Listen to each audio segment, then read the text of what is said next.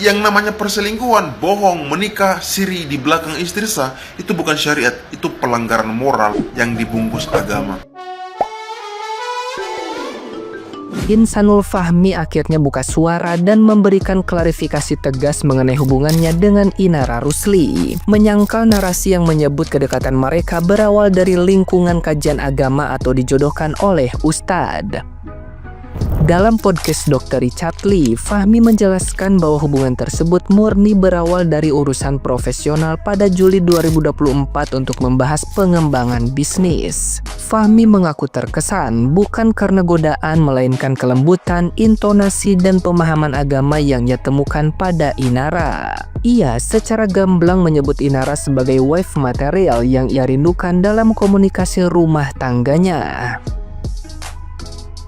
Untuk membuktikan komitmennya di tengah spekulasi liar dan laporan perzinahan, Insanul Fahmi menunjukkan bukti fisik berupa surat nikahnya kepada Dr. Richard Lee. Sambil membacakan sebagian isi dokumen, Fahmi mengkonfirmasi bahwa ia dan Inara Rusli telah melangsungkan akad nikah secara sah berdasarkan syariat Islam pada bulan Agustus di Jakarta.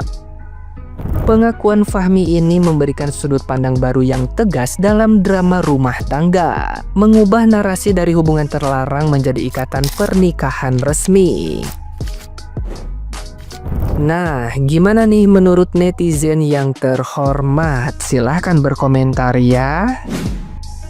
Wes, saiki awakmu mlebu perempuan sing ndi? Ayo ngaku, Mbak Inara, ayo ngaku ya. Walah Mbak Jancuk, kowe ngerti Jancuk ora Mbak? Ya, Gila ya, Gina besar banget. Gila, gua nggak habis pikir ini istrinya sampai bisa nontonin kayak gitu. Gimana gitu ya, beda aja. Aduh, emang ya tahun 2025 ini kayaknya kasus perselingkuhannya paling topar kotop ya. Paling topar kotop tahun 2025 itu. 2025 ini nih ya, udah paling banyak dah kasus perselingkuhan.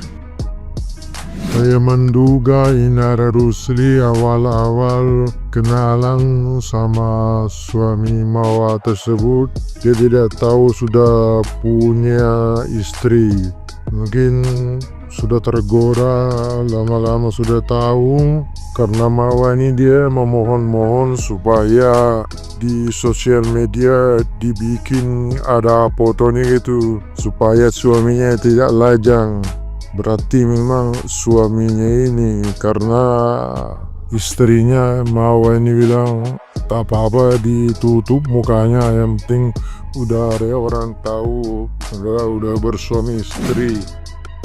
Oke, FYI nih guys, jadi gue baru aja ngeliat scroll-scroll di TikTok ya, berita katanya si Inara Rusli dilaporin polisi karena katanya si Inara ini selingkuh dengan laki-laki yang merupakan katanya temennya dari Inara sendiri gitu ya. Jadi dilaporin akhirnya sama temennya ke polisi. Jujur gue gak nyangka ya, karena gue sempet kayak Inara yang mana nih, Inara Rusli?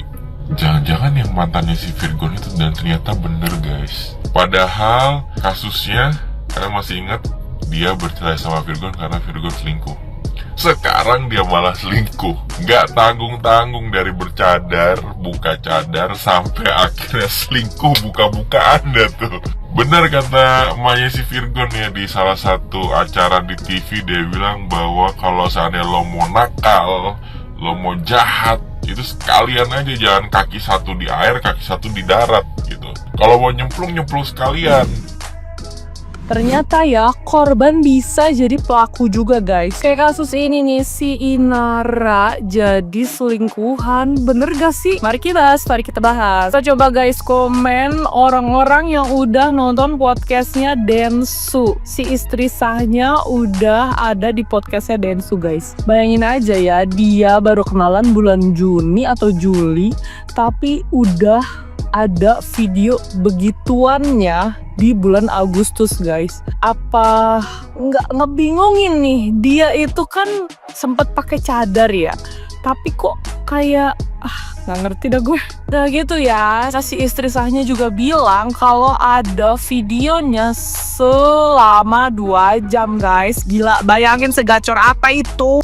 2 jam guys, 2 jam. Ini gak kebayang banget, bener-bener mukanya inosen. Terus dia kan pernah sempet pakai cadar gitu kan, jadi kayak agamis banget. Tapi ternyata ada video selama 2 jam gitu. Dan aduh gak ngerti, gue gak ngerti. Dia juga pernah jadi korban. Terus dia tahu ya rasanya sakit, disakitin itu gimana. Dan dia juga koar-koar juga kan dulu waktu jadi korban. Ini wajar aja istri sahnya juga koar-koar. Dan buktinya kayaknya udah jelas karena udah dilaporkan ke polisi guys. Jadi menurut kalian gimana nih untuk kasus ini? Komen ya guys, cepet kita diskusi di komen.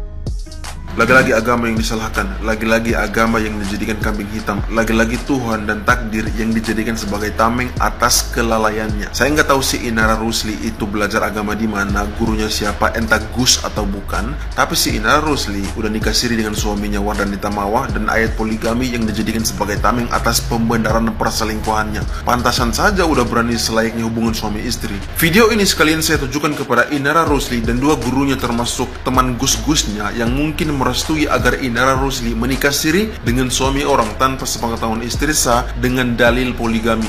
Dan inti dari kritik saya bukan pada pribadi, tapi pada mereka dan mungkin sebagian orang yang memakai agama sebagai tameng, terutama dalam isu perselingkuhan yang kemudian dipoles dengan dalil dengan kata poligami. Yang harus dipahami adalah poligami dalam Islam itu bukan perintah, tapi dispensasi dengan syariat sangat ketat. Dalilnya jelas Quran surah An-Nisa ayat 3. Maka nikahilah wanita-wanita lain yang kamu sukai 2, 3 atau 4. Namun jika kamu takut tidak dapat berlaku adil, maka nikahilah 1. Para ulama tafsir klasik seperti Imam Tabari, Fakhruddin Ar-Razi dan Ibnu Katsir itu sepakat bahwa kalimat satu saja adalah bentuk pencegahan, bukan sekedar pilihan. Artinya standar default Islam itu monogami. Poligami itu hanya jalan darurat ketika syarat-syaratnya terpenuhi, dan itu pun jarang sekali. Dan kita mesti lihat kata adil yang dimaksud itu bukan merujuk pada adil versi manusia, tapi adil versi Allah. Jadi bukan adil kasih uang, bukan adil kasih giliran, bukan adil perhatian, tapi adil yang dimaksud itu merujuk pada secara mental, emosional, spiritual, dan sosial gitu.